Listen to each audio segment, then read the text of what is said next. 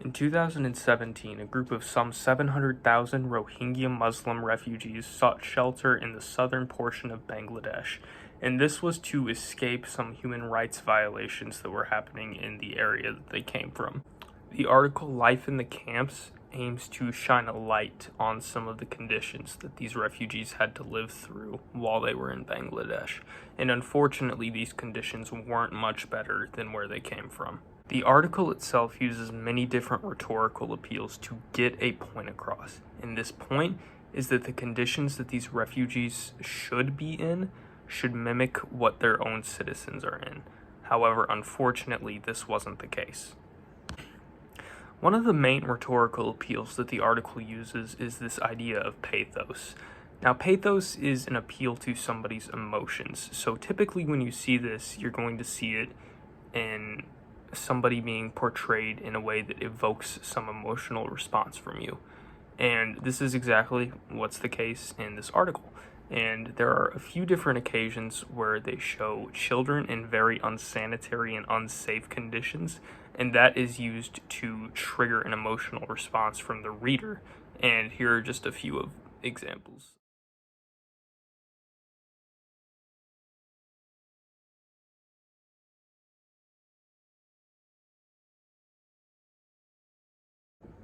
The other two types of rhetorical appeals, and these two often come paired together, are ethos and logos. This article uses ethos by establishing an authority figure that sets guidelines for sanitary conditions and the amount of space that people need to live, which is the United Nations. That's who sets the guidelines for this.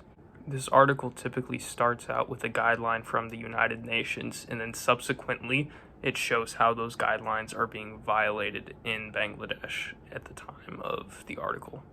Now, the data that the article uses to support its claims is an example of logos, which is an appeal to logic or information.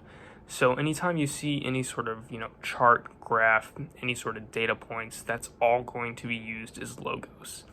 And again, these are just all three of the rhetorical appeals that this article uses to get its main point across. So, for example, in the article, it is stated that the United Nations guideline for how much space should be between a latrine block and a place of residency should be at least 6 meters, or about 22 feet.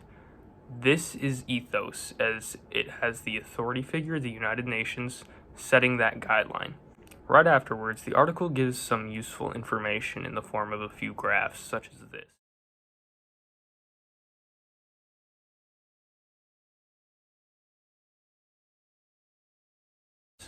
And what these graphs show is the number of different locations where this guideline is actually currently being violated. And as you can see, it's quite a large amount. Overall, the article uses these different rhetorical appeals, ethos, logos, and pathos, and these are used as the support structures for their main point. And again, that main point is that these refugees should be treated as citizens and they should have the same standards as them.